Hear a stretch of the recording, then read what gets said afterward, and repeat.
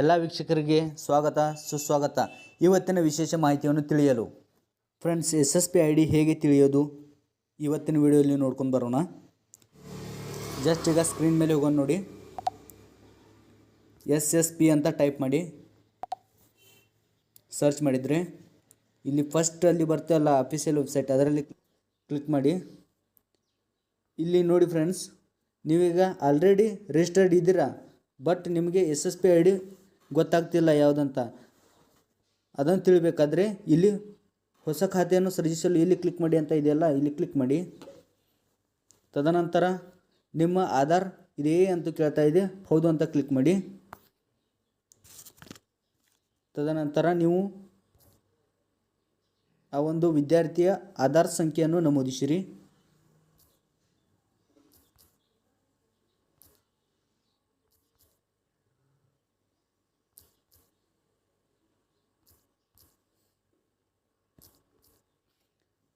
ತದನಂತರ ಆಧಾರ್ ಕಾರ್ಡ್ನಲ್ಲಿರುವಂತೆ ಹೆಸರನ್ನು ನಮೂದಿಸಿ.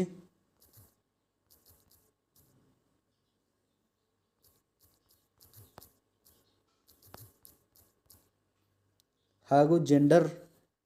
ತದನಂತರ ಇಲ್ಲಿ ಒಂದು ಕ್ಯಾಪ್ಚಾ ಬರ್ತಾ ಇದೆ ನೋಡಿ, ಅದಕ್ಕೆ ಆನ್ಸರ್ ಮಾಡಿ.